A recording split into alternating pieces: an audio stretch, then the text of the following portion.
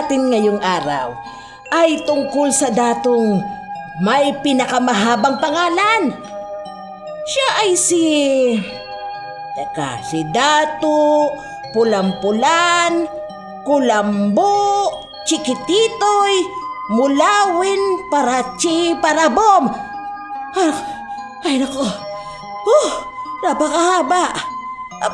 Baka hindi ko matapos ang kwento kung tatapusin ko pangalan niya. Ay nako, basta makinig kayo sa kwento ko, ha? Simula na naman ng pista sa kaharian ng kakao. Ngunit hindi nagsasaya ang mga tao. Alam na kasi nila kung ano ang mangyayari. Lumabas ang alalay ng dato upang sabihin ang kanyang pagdating. At ngayon, narito na ang Dato Pulampulan, Kulambo, Chikititoy, Mulawin, Parachi, Parabom, Kisapsap, Palanchaw. Bago pa matapos ang pangalan ng dato, ay natapos na ang araw ng pista. Nako, napakahaba ng pangalan ng dato. Pinagsama-sama kasi ang pangalan ng kanyang mga ninuno. Pero dahil ang pangalan niya ay sobrang haba, kahit munting trabaho ng kaharian ay hindi magawa. Kapag may mensaherong galing sa ibang kaharian, buong araw talaga ang nauubos sa pagbanggit lang ng pangalan. Isang mensahe po para sa dato ng kaharian ng kakao kay Dato Pulampulan, Kulambo, Chikititoy, Mulawin, Parachi, Parabom, Kisapsap, Kalanchaw, Aludingning, Amihan, Balitautaw. Dahil ang pangalan ng dato ay sobrang haba, nakalimutan na ng mensahero ang dala niyang balita.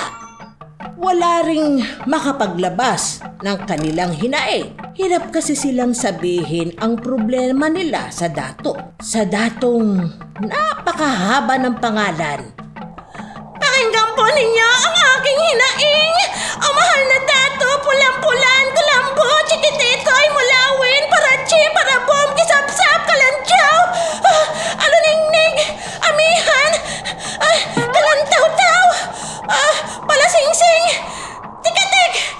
At bago pa matapos ang pangalan ng dato, natuyo na ang palay. Naubos ang pagkain. Kawawang kaharian ng kakao. Hirap na hirap sa kanilang datong may mahabang pangalan.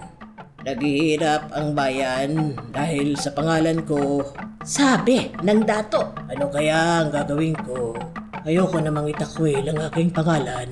Ito ang pangalan ng aking pamilya. Isang araw, lumabas ang dato para sa isang parada. Isang bata ang tumawag sa kanya. At dahil hindi pa gaanong marunong magsalita, ito ang nasabi ng bata. Dato Palachibong! Dato Palachibong! Nagulat ang dato. Anong itinawag mo sa akin, munting bata? Nako, natigilan ang mga mamamayan. Akala parurusahan ang batang hindi binanggit ang napakahabang pangalan ng dato. Dato Palachibong! Dato Palachibong, tama. Ito na nga, dumating ulit ang araw ng pista. Hinihintay ng mga tao ang pagdating ng dato. At ngayon, narito na ang Dato Palachibong! Sigaw ng kanyang alalay. Sinalubong siya ng palakpakan. Buong araw nagsaya ang mga tao dahil hindi na naubos ang oras nila sa mahabang pangalan ng dato. At yan ang kwento tungkol sa datong may pinakamahabang pangalan. Hanggang sa susunod na kwento. Paalam!